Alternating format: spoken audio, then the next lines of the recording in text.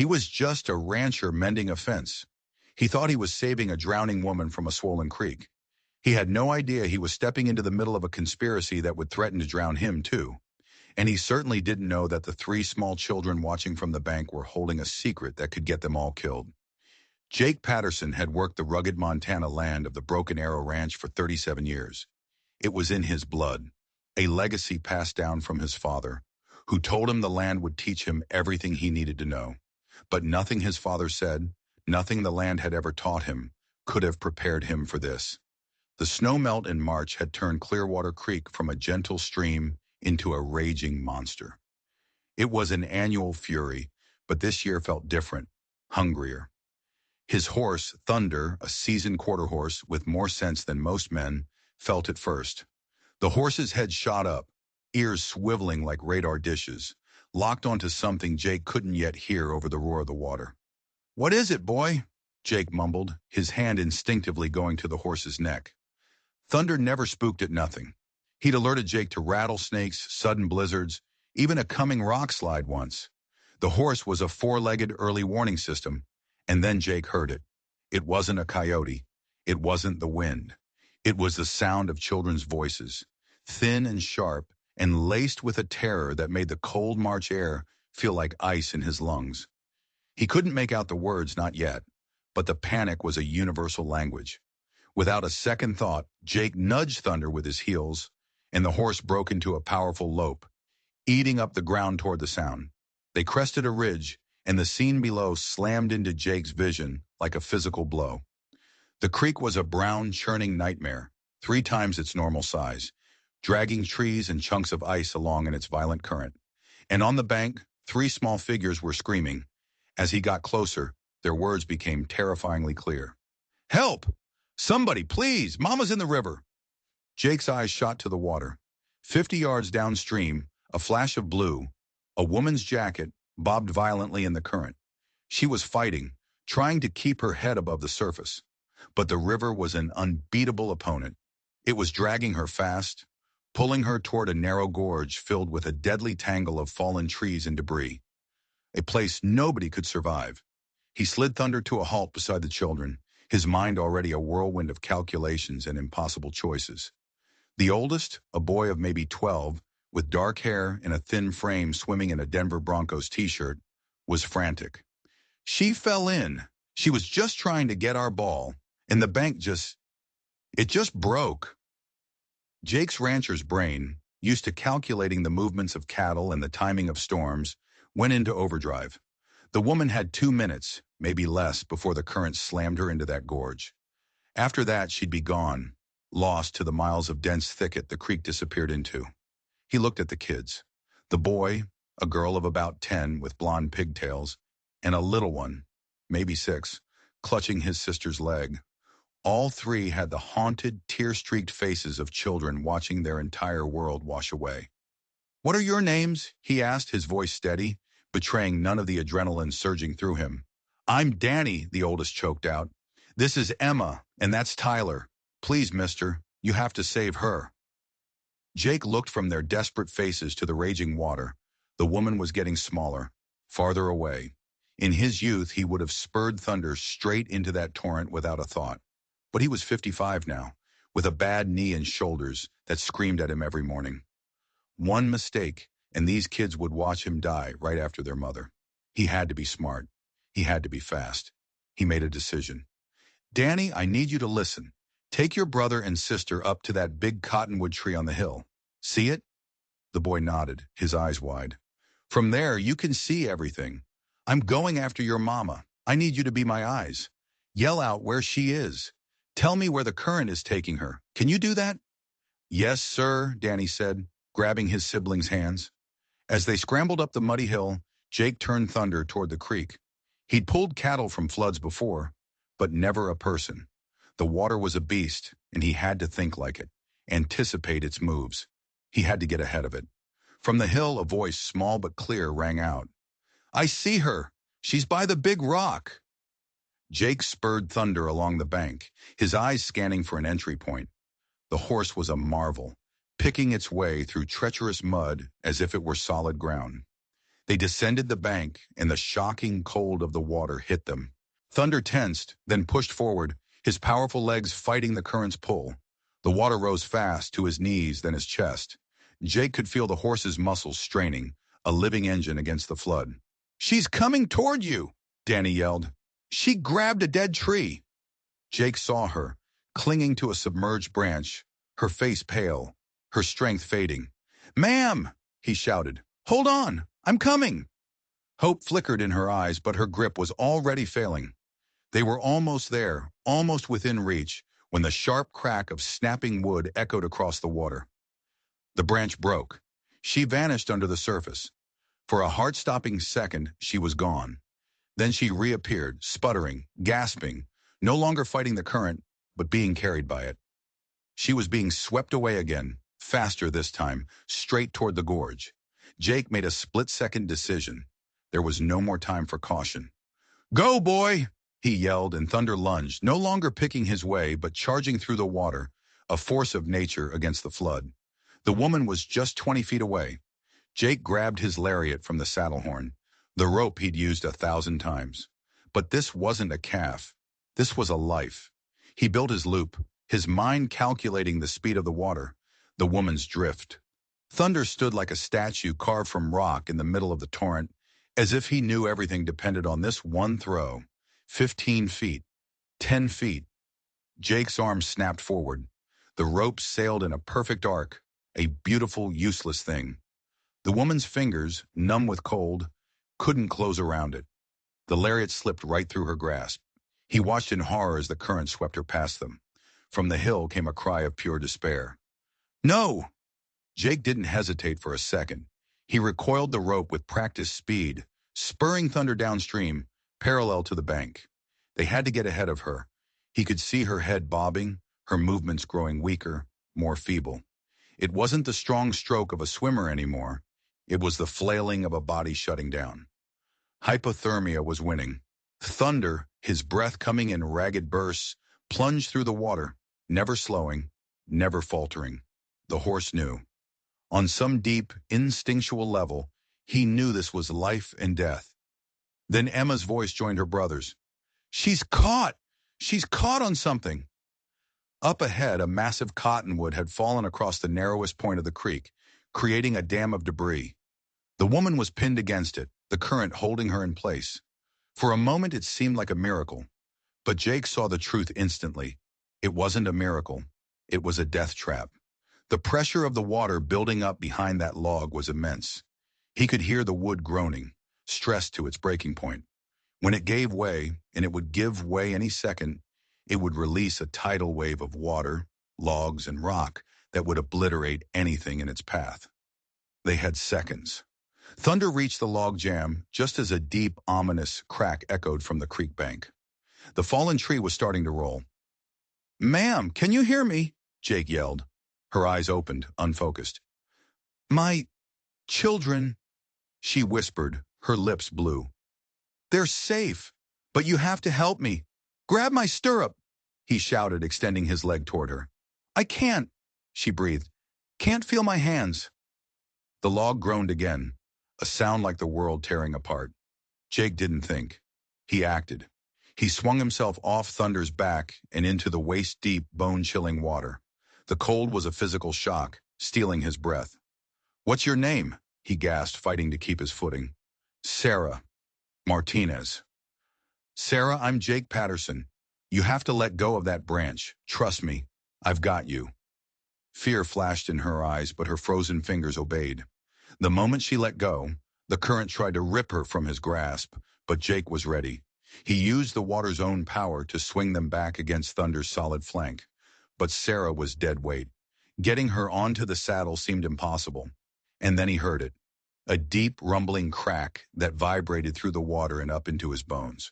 From the hill, Danny's scream was pure terror. "It's breaking! It's breaking apart!" Jake looked over his shoulder.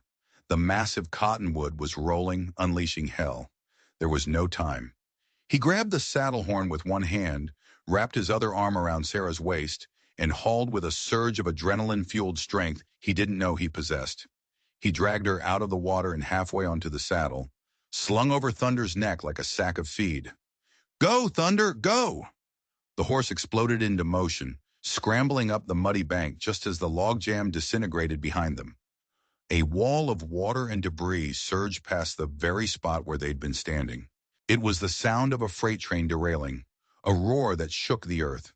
Thunder didn't stop, didn't look back, just kept climbing, carrying his double burden to safety. They reached solid ground as the flood crest roared past below them. Jake slid off, carefully lowering the now unconscious Sarah to the grass. The children came running, their faces a mess of tears and relief. "Is Mama okay?" the little one, Tyler, asked, his voice trembling. Jake checked her pulse. It was weak, but it was there. "She's going to be fine," he said, trying to sound more certain than he felt. He looked around. His truck was a mile away. This woman needed a doctor now, but moving her that far could be deadly. Then he remembered. The old line shack, an abandoned shepherd's cabin on the ridge above the creek, a place of last resort for ranchers caught in storms. And, if he remembered right, the Forest Service had stocked it with emergency supplies a few years back. He managed to get Sarah back onto Thunder, positioning her in front of the saddle where he could hold her steady. The 20-minute ride to the shack felt like an eternity. He learned their story in broken pieces from the kids walking alongside. They'd just moved from Denver. Their mom worked at the diner in Millfield. They'd been living out of their car. They were starting over. The shack was just as he remembered, a small log cabin with a stone chimney. Inside he found blankets, a wood stove, and a first aid kit. Working together, they got Sarah out of her wet clothes and wrapped her in warm, dry blankets. Danny, showing a maturity far beyond his years, got a fire roaring in the stove. The small cabin slowly filled with life-giving warmth. As Sarah's breathing steadied, Jake knew he had to get real help. "Danny," he said, looking the boy dead in the eye, "I need you to ride Thunder back to my truck. It has a radio. You're the fastest way to call for an ambulance." The boy's eyes went wide. I've never ridden a horse before." "Thunder will take care of you," Jake said. "He knows what's at stake." He watched the boy square his shoulders, the fear in his eyes replaced by a grim resolve. He was no longer a child, he was the man of his family. Jake gave him quick instructions, boosted him into the saddle, and watched as the boy and the heroic horse disappeared into the trees. Back in the cabin, Sarah's eyes fluttered open. "My babies," she mumbled, confused. "They're right here," Jake said gently. "You're safe." But as he looked at her, really looked at her, he saw something in her eyes besides fear and confusion. It was something else. It was the look of someone who wasn't just running from a swollen creek. She was running from something far, far worse. The rumble of his truck's engine was the most welcome sound Jake had ever heard. Danny had done it. The 12-year-old had navigated a mile of rough country on a horse he'd never ridden and brought back their lifeline. "Mama, you're awake!" Emma cried as Danny burst through the door, his face flushed with a mixture of pride and worry. Sarah struggled to sit up, her eyes darting around the rustic cabin, piecing together the last hour of her life. "What happened? Where are we?" "You fell in the creek," Jake said, kneeling beside the bunk. "We're in an old line shack. You've been out for a while." Her memory returned in a flood, her hand going to her throat. The water, so cold. She looked at her children, a fresh wave of panic in her eyes. "Are you all okay? Did anyone else fall in?" "We're fine, Mama," Danny said, his voice now steady and sure. The ride on Thunder had changed him. "This man, he saved you." Jake got on the truck's radio, his voice crackling through the airwaves to the volunteer fire department in Millfield. He requested an ambulance to meet them at the main road, his words calm and professional, hiding the storm of questions brewing inside him. While they waited, Sarah, her voice still weak, filled in more of her story. She'd fled Denver, escaping an abusive relationship. The job at the diner was a fresh start. The small apartment above the hardware store, a sanctuary. "I just wanted to give them a normal childhood," she explained, her gaze fixed on her children. "Danny's had to be the man of the house for too long." "Seems to me he's got good instinct," Jake said, glancing at the boy. "Not many kids his age could have handled Thunder like that." The ambulance arrived along with the fire chief, Bob Hendricks, a man Jake had known since grade school. "Jake Patterson," Bob said with a grin, shaking his head. "Should have known you'd be in the middle of this. Can't you just rescue cats from trees like a normal person?" While the paramedics checked Sarah's vitals, Bob pulled Jake aside. "They don't have insurance, Jake. New in town. This ambulance ride, the hospital stay, it could bury them." Jake nodded. He'd already figured as much. As they loaded Sarah onto a stretcher, she grabbed his hand. "I don't know how to thank you," she whispered, tears welling in her eyes. "If you hadn't been there—" "Just get better," Jake said. "Your kids need you." After the ambulance pulled away, its siren a mournful cry in the vast emptiness, Jake was left with 3 children looking up at him, their world once again uncertain. "Mr. Patterson," Danny asked, ever the little man. "Our apartment is in town, but we don't know how to get there." The responsible thing to do was drive them to their apartment and leave them. But looking at their faces, Jake knew he couldn't. It didn't feel right. It felt like leaving a job half finished. "Tell you what," he said, making a decision that would alter the course of his life. "Why don't you 3 come on back to my place for the night? I'll check on your mom, and we'll figure everything out tomorrow."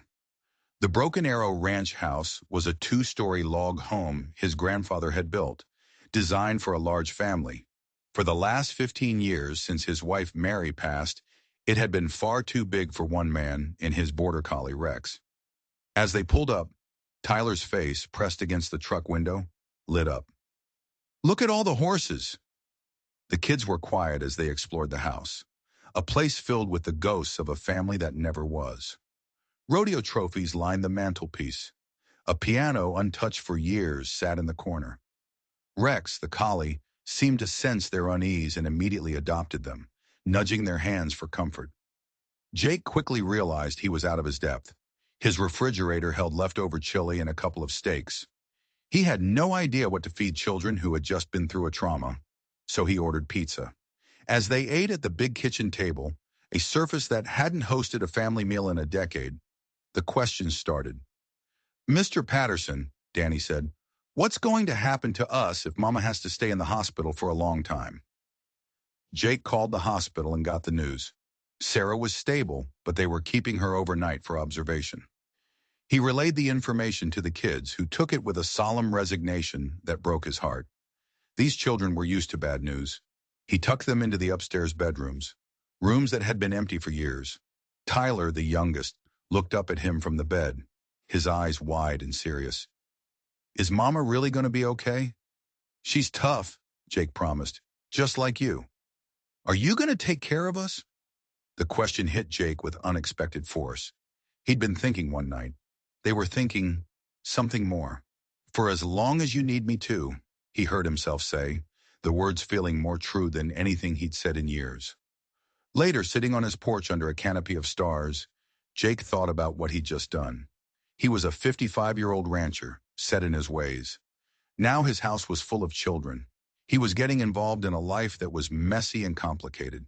He could almost hear his late wife, Mary, whispering in the wind that rustled the cottonwoods. She would have approved. She would have told him to follow his heart. The ranch felt different. It felt fuller, like it had woken up from a long sleep. But as he sat there, the earlier feeling returned, a nagging unease. Sarah's story didn't quite add up. There were holes, glances, things left unsaid, and the look in her eyes back at the shack. It wasn't just a woman who'd nearly drowned. It was a woman who was terrified of being found.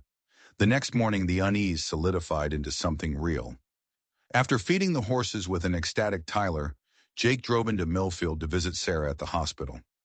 He planned to offer them a place to stay at the ranch for a while until she was back on her feet. A temporary arrangement. Neighbors helping neighbors. He found her sitting up in bed, looking stronger, but the anxiety was still etched around her eyes. He made his offer. He explained he had plenty of room, that he could use the help. He framed it as a partnership, not charity, so her pride wouldn't get in the way. She was hesitant, her eyes searching his for a hidden motive. "Why would you do this for strangers?" she asked, the question hanging in the sterile hospital air. "Sometimes strangers are just family you haven't met yet," he said. the old saying feeling truer than ever. She finally agreed to a 2-week trial period. After getting her discharged, he took her to her apartment above the hardware store to pick up some clothes and essentials. The place was sparse, barely furnished, the temporary home of people ready to run at a moment's notice. While Sarah and the older kids packed a few bags, Tyler, bored, started playing with his toys in the living room. Jake, trying to give them space, stood near the doorway. That's when he saw it. Tucked under the edge of the threadbare sofa, almost invisible, was a small, mud-caked wallet. It must have fallen out of Sarah's pocket during the struggle in the creek. Thinking nothing of it, he bent down to pick it up, intending to return it to her. He opened it to make sure nothing was falling out, and his blood ran cold.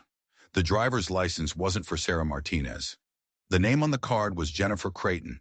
The photo was unmistakably her, but the name, the address, everything was different. He quickly flipped through the other cards. A credit card for a Susan Gable, a library card for an Amanda Peterson. 4 different IDs, 4 different names. Sarah Martinez wasn't one of them. His mind reeled. Who was this woman he had pulled from the river? Who was this person he had just invited into his home, into his life? He heard her coming back into the room, and he quickly shoved the wallet into his own pocket, his heart hammering against his ribs. He looked at her tired, grateful face, and saw a complete stranger, a liar. He drove them back to the ranch, the silence in the truck thick with his unspoken questions. Every word she said, every thank you, now felt like a performance. The children's laughter from the back seat sounded different, eerie. Were they in on it? Were they part of this elaborate deception? His mind, the straightforward mind of a rancher, couldn't make sense of it. People in his world were who they said they were. This was something else entirely. This was dangerous. That night, after the family was asleep, Jake sat in his study, the wallet on the desk in front of him. He felt like a fool, a lonely old man so desperate for a family that he'd ignored every warning sign. He pulled out the Jennifer Creighton license. The address was in a suburb of Denver. On a hunch, he typed the name into his computer. The search results hit him like a physical blow.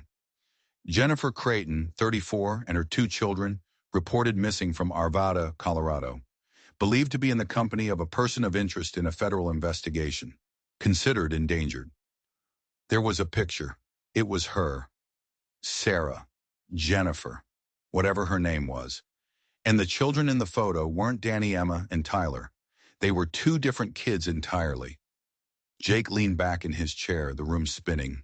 He wasn't sheltering a single mother who'd had a string of bad luck. He was harboring a fugitive, a potential kidnapper, and the children sleeping upstairs. Who were they? Where were Jennifer Creighton's real kids?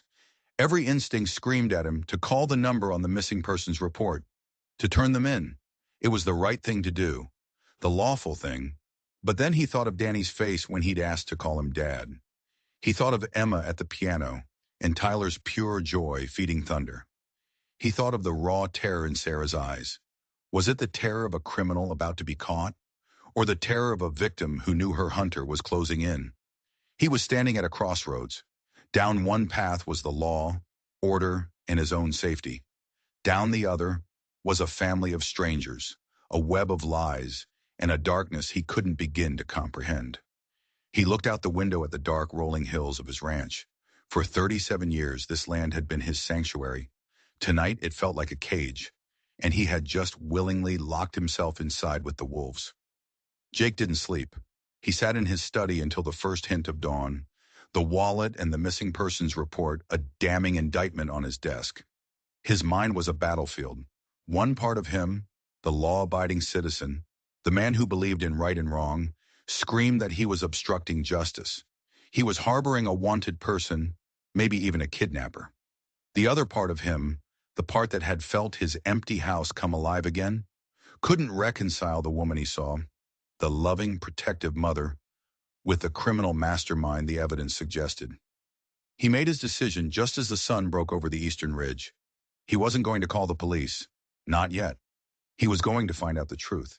He was going to give her a chance to tell it herself. He needed to look her in the eye when he confronted her. He found her in the kitchen, making pancakes with the kids. The scene was so painfully normal, so domestic. It felt like a scene from another life. Laughter filled the room as Tyler tried to flip a pancake and sent it flying onto the floor, much to Rex's delight. For a moment, Jake faltered. Could he shatter this?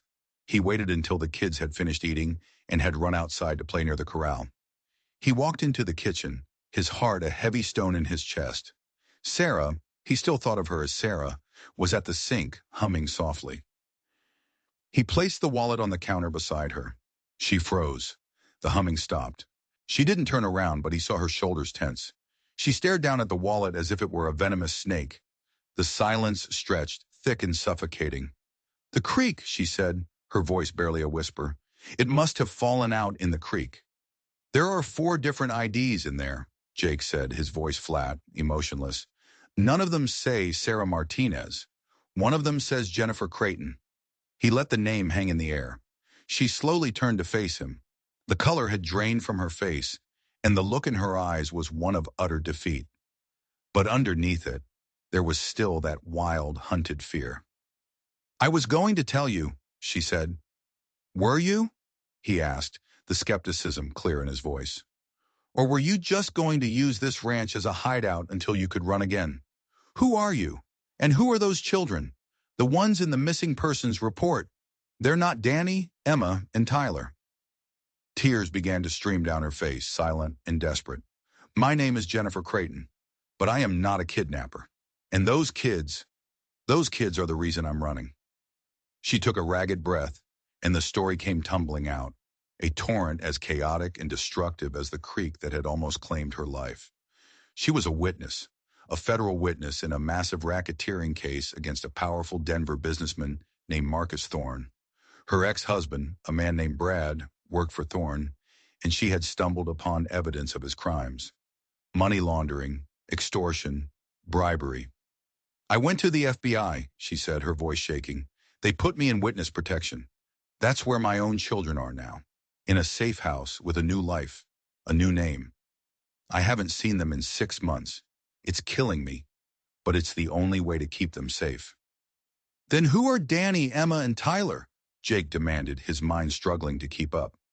They're the children of the other key witness, she explained, a man named Robert Diaz. He was my contact, the one who convinced me to come forward. 2 weeks ago, Thorne's people found him. They killed him and his wife, made it look like a car accident. But they didn't find the kids. Robert must have hidden them. I got a coded message from him just before he died, telling me where they were. I knew the FBI's protocols had been breached. I knew Thorne had someone on the inside. I couldn't trust them, so I broke protocol. I ran.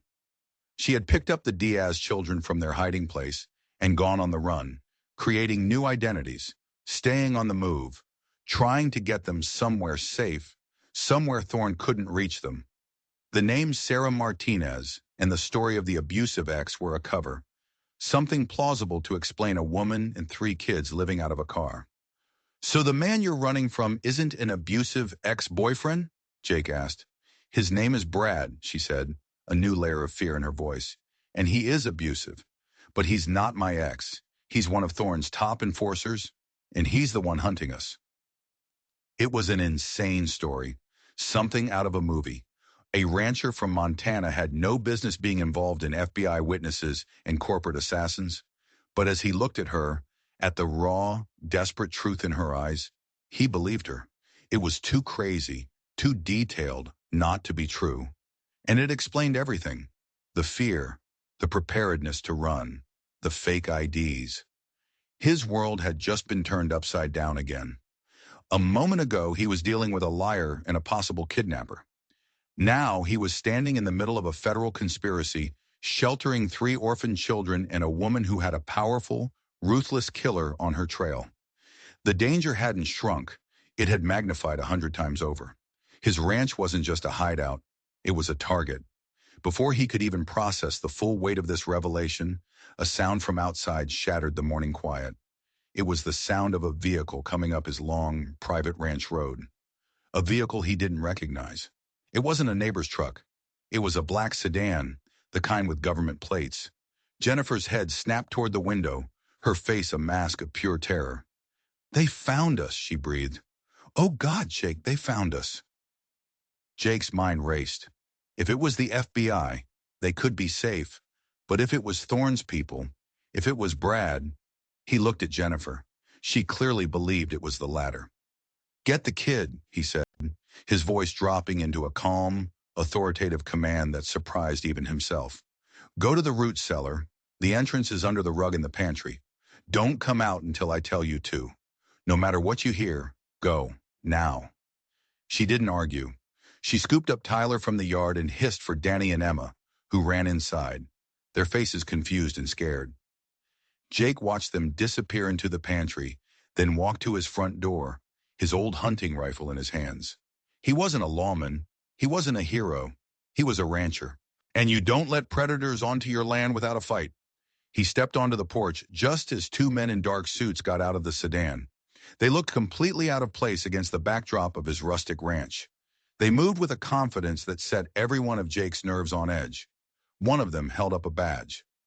Jake Patterson? I'm Special Agent Coulson, FBI. This is Agent Reed. We have reason to believe you're harboring a fugitive, Jennifer Creighton. We need you to step aside and let us search the premises. It was the FBI. For a split second, relief washed over Jake. But then he saw it. A tiny detail that Jennifer's paranoia had primed him to notice. The second agent, Reed, had a small, almost invisible tattoo on his wrist, peeking out from under his cuff. A coiled serpent, the symbol of Marcus Thorne's holding company. He remembered seeing it on the news during reports about the investigation. They weren't FBI, or if they were the ones on Thorne's payroll. They were the hunters. Jake's grip tightened on the rifle. He was standing on his porch, a 55-year-old rancher with a bad knee, facing down two professional killers with federal badges. His mind was screaming at him to cooperate, to hand them over, to save himself. But he could hear the faint sound of children crying from beneath the floorboards of his house. He thought of the promise he'd made to Tyler. For as long as you need me to. I'm afraid you're mistaken, gentlemen, Jake said, his voice as steady as the rifle in his hands. There's no one here but me. Agent Coulson's friendly smile vanished. Mr. Patterson, don't make this difficult. We know she's here. We have a warrant. I'd like to see it, Jake said. The two men exchanged a look. It was a flicker of an expression, but it told Jake everything he needed to know. They didn't have a warrant. They were expecting him to be an easy mark, an old man who would be intimidated by a badge. Last chance, old man, Coulson said, his hand moving subtly toward the inside of his jacket. Jake knew he had maybe 2 seconds before they drew their weapons. 2 seconds to make a choice that would either save a family or end his own life. The Montana sky had never seemed so blue, the air so crisp. He was just a rancher, but this was his land, and these were his people. And that's when thunder, in the corral 50 yards away, let out a piercing, frantic whinny. The horse was agitated, kicking at the fence, sensing the tension, the danger. Both agents glanced toward the sound, their attention diverted for a single, critical heartbeat. It was the only opening Jake was going to get. Jake didn't fire the rifle. He used it like a club, swinging the heavy stock in a brutal arc that caught the lead agent, Coulson, square in the temple. The man crumpled without a sound. The second agent, Reed, was faster, his hand already pulling a pistol from his jacket. But Jake was already moving. He dropped the rifle and charged, tackling the man with the full force of his 200-pound frame, a move born of desperation and pure, primal instinct. They crashed off the porch and into the dirt, a tangle of limbs and grunts. Reed was younger, stronger, but Jake was fueled by a fury he hadn't felt in 30 years. This wasn't a fight for pride. It was a fight for the children hidden beneath his house. He managed to get one good punch in, stunning Reed, before scrambling away. He snatched his rifle back up as Reed staggered to his feet, the pistol now in his hand. They were in a standoff, 10 feet apart, both breathing heavily. You just made the biggest mistake of your life, old man, Reed spat, blood trickling from his lip. Get off my property, Jake growled, his voice a low rumble.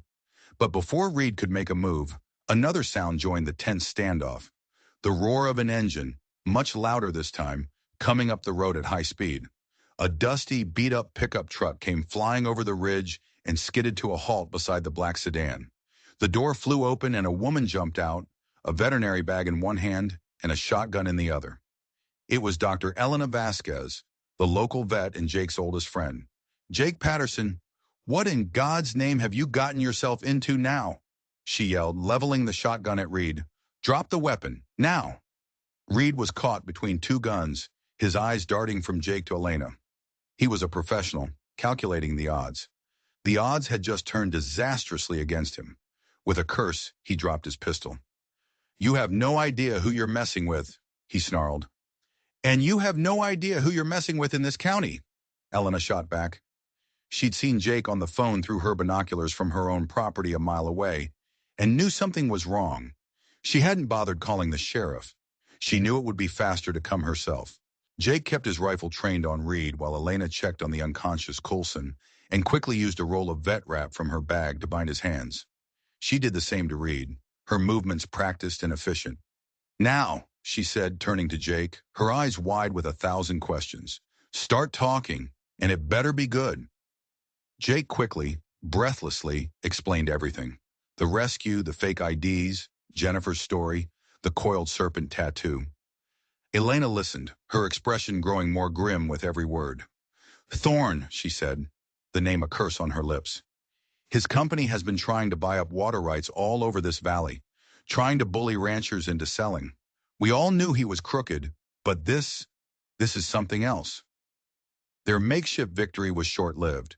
Coulson's radio, clipped to his belt, crackled to life. A voice, cold and controlled, came through the speaker. "Unit 1, what's your status? Have you secured the targets?" Reed, tied up on the ground, smirked.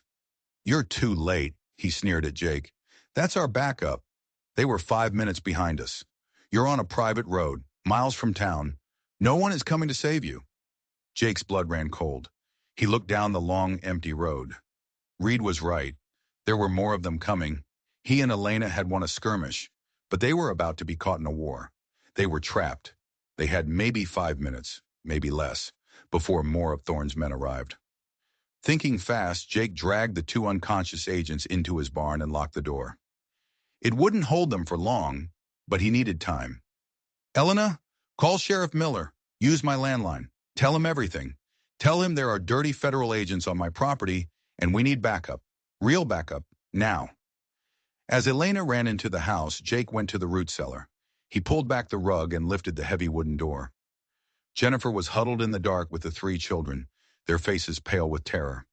"We have to go," he said, his voice urgent. "They have friends coming." "Go where?" she cried. "They'll find us anywhere." "Not where we're going," Jake said. He was thinking of the endless acres of rugged backcountry behind his ranch, the mountains, the canyons, the forests. It was land he knew better than the back of his own hand. It was the one place he might have an advantage. "Get what you can carry. Water, food from the pantry, blankets. We're going out the back." The next few minutes were a blur of frantic activity. While Jennifer and the kids gathered supplies, Jake went to the corral. He threw saddles on Thunder and 2 other steady ranch horses. He was about to lead them out when Danny came running from the house. "What about them?" he asked, pointing at the 2 bound men in the barn. "They'll get free."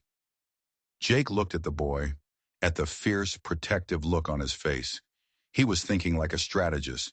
Jake grabbed his lariat. "You're right," he said. He trussed both men up with the rope, securing them to a support beam in the barn. It was a temporary solution, but it might buy them a few more precious minutes. They loaded the horses with supplies, a desperate makeshift pack train. Jake put Tyler in the saddle in front of Jennifer, while Emma rode with Elena, who had returned from making the call. Danny, who now looked at a horse with the confidence of a seasoned rider, mounted his own. "The sheriff is on his way," Elena said, "but he's coming from the county seat. It could be 40 minutes. "We don't have 40 minutes, Jake said, swinging himself onto Thunder's back. He looked back at his ranch, his home for his entire life. He was abandoning it, running into the wilderness with a vet, a federal witness, and 3 orphaned children, with a team of killers closing in behind them. He pointed the horses toward the steep wooded ridge behind the barn. "This way. Stay close." They rode hard, pushing the horses up a narrow game trail that was almost invisible to an untrained eye. The woods closed in around them, a canopy of pine and aspen that swallowed the sound of their escape. Every rustle of leaves, every snap of a twig, sounded like approaching footsteps. Jake's mind was a maelstrom of fear and tactical thinking. He knew the backcountry held 1,000 places to hide, but it was also unforgiving. One wrong turn, one lame horse, and it could become their tomb. After 20 minutes of hard riding, they reached a high plateau that offered a view of the ranch house below. Jake pulled Thunder to a halt, his heart pounding. Down in the valley, 2 more black sedans had joined the first.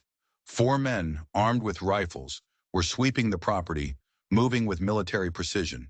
They kicked open the door to his house. They found the barn. They were swarming his home like angry hornets. One of them pointed up toward the ridge where Jake and the others were hidden.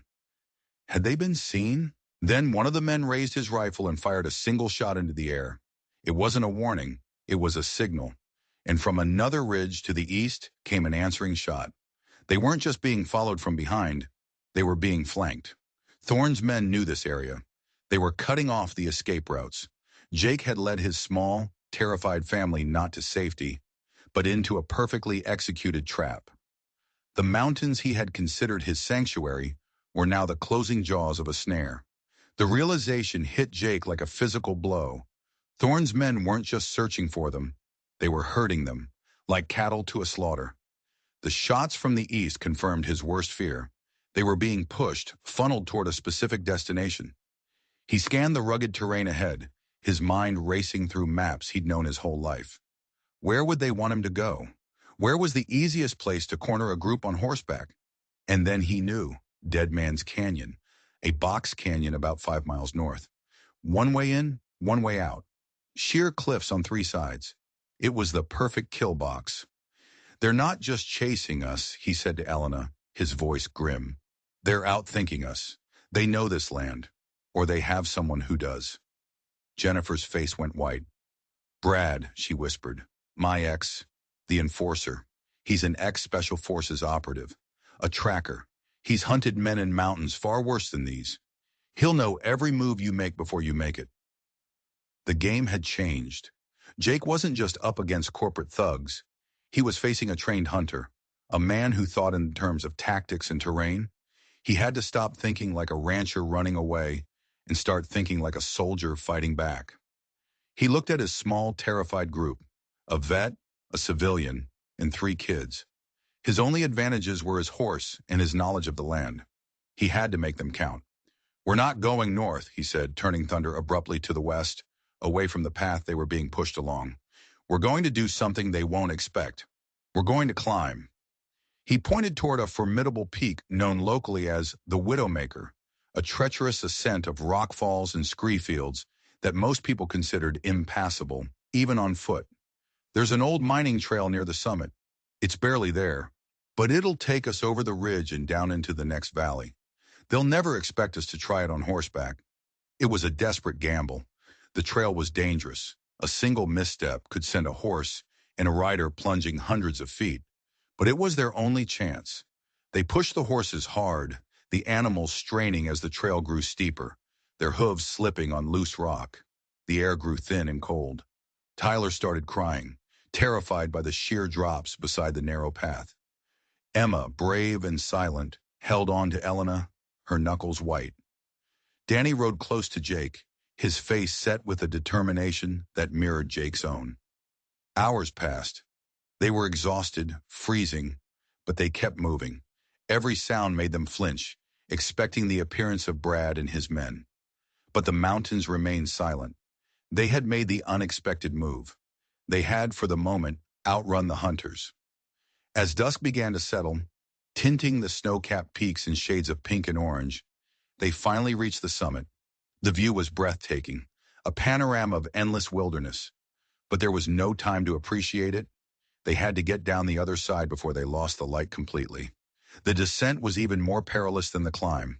They had to dismount and lead the horses, carefully picking their way down a switchback trail that was little more than a goat path. It was during this slow, treacherous descent that disaster struck. One of the pack horses, carrying most of their food and blankets, lost its footing. The horse screamed as it slid, tumbling over the edge and disappearing into the darkness below. They watched in horror, helpless. In one terrifying moment, half their supplies were gone. They were now facing a night in the high country with minimal food and only the blankets they were carrying. The temperature was already dropping below freezing. They found a small, sheltered alcove in the rock face, barely big enough for all of them, and decided to make camp for the night. They built a small, smokeless fire, using dry wood Jake found, hoping it wouldn't give away their position. Huddled together for warmth, they ate a meager meal of jerky and dried fruit, the last of their provisions. The children, exhausted and traumatized, fell into a fitful sleep. Sheriff Miller should have the whole area swarming by now, Elena said, her voice a worried whisper. Why haven't we heard helicopters? Sirens? Because Thorne has more power than we thought, Jake said grimly. He must have someone in the county, someone who's blocking or delaying the response. We can't count on being rescued. We have to get ourselves out. Jennifer was staring into the fire, her face haunted. This is my fault, she said. I brought this to your doorstep. You and Elena, you should have just let them take me. Don't you ever say that, Jake said, his voice fierce. They weren't just coming for you. They were coming for those kids. We're all in this together now. He looked at the sleeping children, their innocent faces smudged with dirt. He felt a surge of protectiveness, so powerful it was a physical ache in his chest. These weren't just the Diaz children anymore. They were his. Later that night, long after the others had fallen asleep, Jake stood watch, his rifle across his lap. The silence of the mountains was absolute, a profound, star-filled emptiness. He thought he was safe, that they had a lead. Then he saw it, a tiny flicker of light, miles away, in the valley they had just left. It was a flashlight beam, then another, then another. A search party. They hadn't given up. Brad was down there, hunting them in the dark. And then he saw something else, something that made his heart stop. A single light, much higher up the mountain, far to the east but on the same level as their camp. It blinked once, then twice. It was a signal. Brad hadn't been fooled. He knew they would try to cross the peak. He had sent a man around, a flanking move. They weren't alone on the mountain. The hunter was closer than they imagined. Jake quickly extinguished the fire, plunging their small camp into absolute darkness. He woke Elena and Jennifer, his hand over their mouths to stifle any cries. We have to move, he whispered, his voice a ghost in the dark. Now! There's someone on this ridge with us. The blinking light on the eastern ridge was a death sentence. It meant Brad knew their elevation and their general direction. He was a wolf and he was closing the net. Panic seized the group. In the pitch-black, moonless night, moving along the treacherous trail was suicide. But staying put was a guarantee of being found. We can't go down the trail in the dark, Elena whispered, her voice trembling slightly for the first time. It's too dangerous. He knows that, Jake breathed, his mind racing. He's expecting us to stay put, to wait for dawn. He'll move in and corner us here. So we're not going down the trail. He peered into the impenetrable darkness below them. He couldn't see anything, but he could hear the faint sound of rushing water. A creek. It was the headwaters of the very same Clearwater Creek where this whole nightmare had begun. We're going down the rockfall, straight down. It was an insane idea. The slope was a treacherous mess of loose rock and scree, a place where one misplaced step could trigger a miniature avalanche. But it was also their only chance. It was the one route the hunter on the ridge wouldn't be watching. Silently, they gathered the sleeping children. Jake took Tyler, carrying the small boy on his back. Jennifer and Elena helped a terrified Emma, while Danny, showing his now familiar courage, insisted on making his own way. They left the horses tied in the alcove, a heartbreaking sacrifice. The animals would be found, but they were too noisy, too cumbersome for the escape Jake had planned. The descent was a living hell. Every step sent a cascade of pebbles skittering into the darkness below, each sound echoing like a gunshot in the silent night. They moved with agonizing slowness, slipping, sliding, their hands raw from grabbing at rocks and thorny bushes. Twice Jake felt the ground give way beneath him, and had to throw his weight back against the slope to keep from tumbling into the abyss. He could feel Tyler's small body trembling against his back, could hear Emma's muffled sobs. This wasn't an escape. It was a controlled fall. They finally reached the bottom, bruised, battered, and freezing, landing in the icy water of the shallow creek. They had made it. They were off the main trail.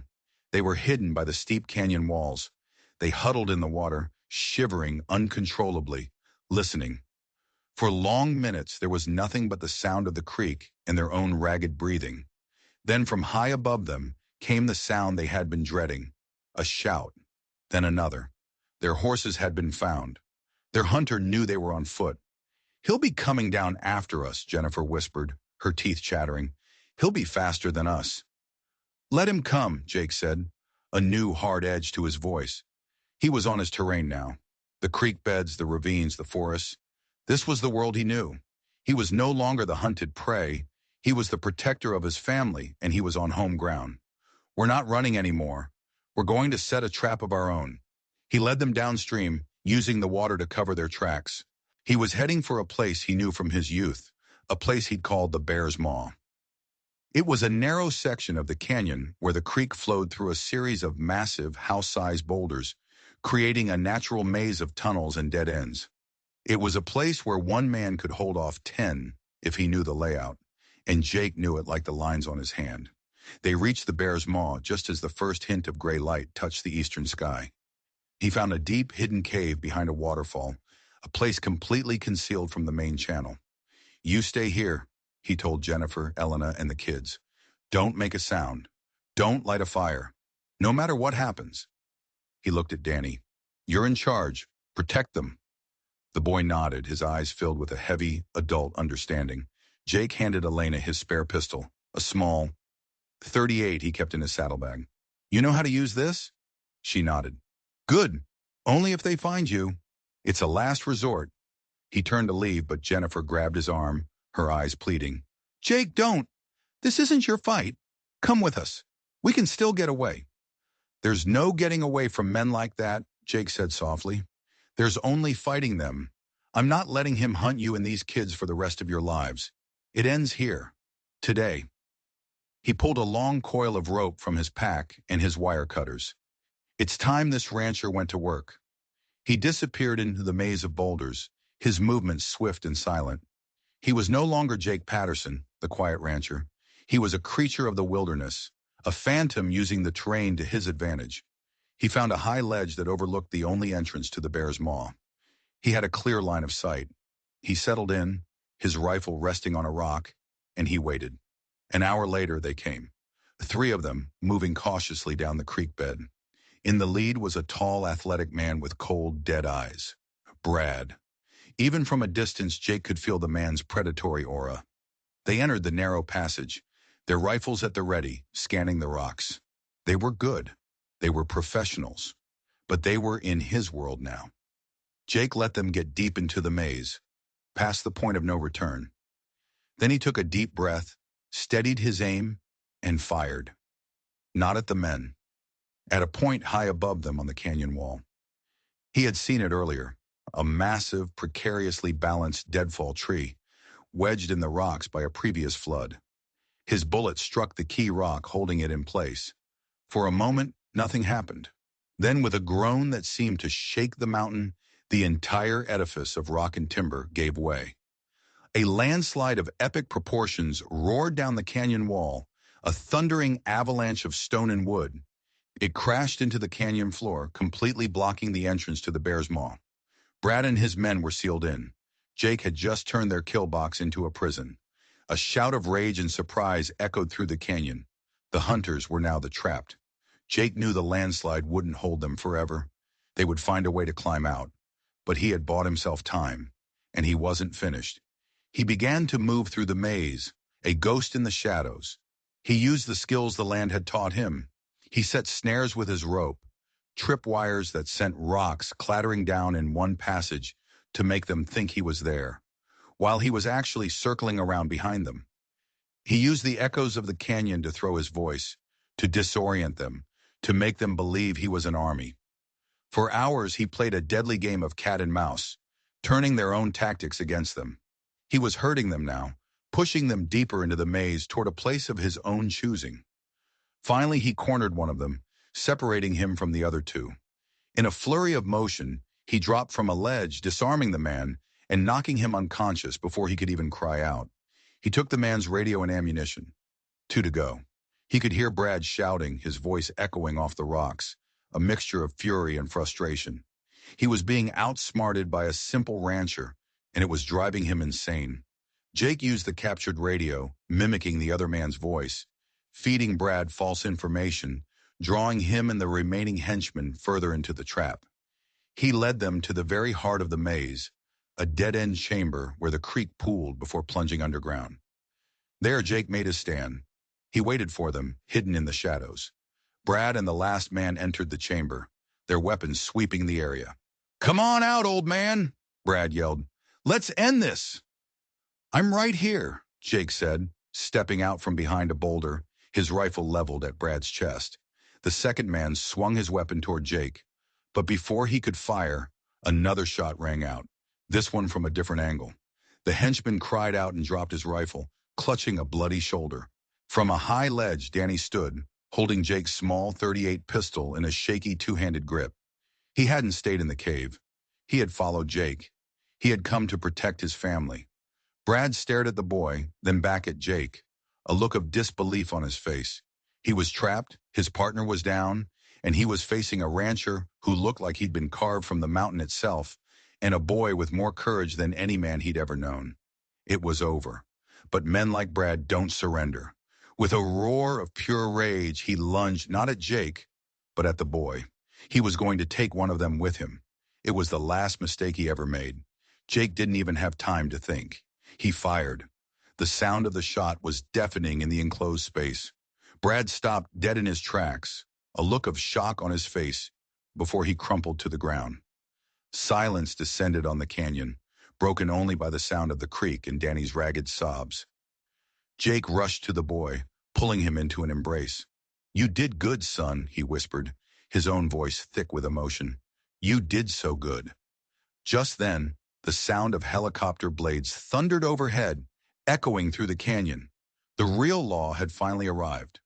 Sheriff Miller and a team of deputies began rappelling down from the chopper. They found a scene they would talk about for years. 2 wounded and captured henchmen, 1 dead assassin, and a rancher holding a boy who had just saved all their lives. The war was over.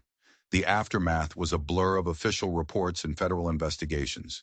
The evidence Jake and Jennifer provided, combined with the capture of Thorne's men, brought down his entire criminal enterprise. The corrupt agents were exposed, and Marcus Thorne was arrested, his empire crumbling to dust. The story of the quiet Montana rancher who took on a criminal syndicate became a local legend. But Jake didn't care about any of that. He cared about the family that was now truly safe. Jennifer's own children were brought out of witness protection, and there was a tearful, joyous reunion at the Broken Arrow Ranch. For a while, the house was filled with the chaotic energy of 5 children, but Jennifer's kids were eventually resettled with her sister in another state, a place where they could grow up without the shadows of their past. It was a heartbreaking decision, but Jennifer knew it was the right one. Her old life was over. Her new life, she realized, was right here in Montana. She and Jake, along with Danny, Emma, and Tyler, had been forged into a family in the fires of crisis. They had chosen each other. Months later, standing on the porch of the ranch house, they watched the sun set over the mountains. The land was quiet again, peaceful, but it was a different kind of quiet. It was the quiet of a home filled with love and laughter, no longer haunted by emptiness. "You know," Jake said, putting his arm around Jennifer, "my father told me this land would teach me everything I needed to know about life." "Was he right?" she asked, leaning her head on his shoulder. He looked at Danny, who was patiently teaching Tyler how to throw a lariat. He looked at Emma, who was sketching the sunset in a notepad. He looked at Jennifer, the woman he'd pulled from the water, who had in turn pulled him back into the world of the living. "He was," Jake said with a smile. "It just took me 55 years to finally get the lesson." The creek down in the valley gurgled peacefully, its springtime rage a distant memory. It was no longer a place of danger, but a reminder of where their story began. Sometimes, the most terrifying moments of our lives are the ones that lead us exactly where we need to be. It's a story about how a simple act of courage can change everything, and how sometimes the family you fight for becomes the family you were always meant to have. If this story reminded you of the power of courage and found family, do me a favor and hit that subscribe button. We share incredible stories of survival and heroism every week, and you won't want to miss what's coming next. And be sure to check out the video on your screen right now for another tale that will leave you on the edge of your seat. Thanks for watching.